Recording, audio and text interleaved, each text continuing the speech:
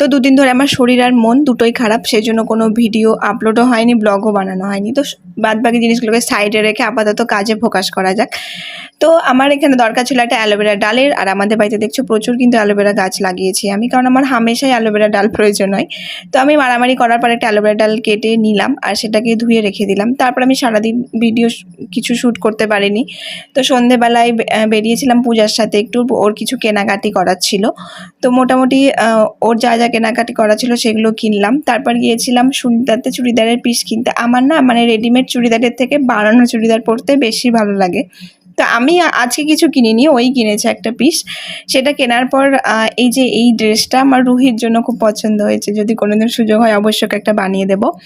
তারপর আমরা গিয়েছিলাম গঙ্গার ধারে, সেখানে দেখে গেলাম শনি মন্দিরের ওখানে বেশ প্রসাদ দিচ্ছে, লুচি, পায়েস, সিন্নি প্রসাদ।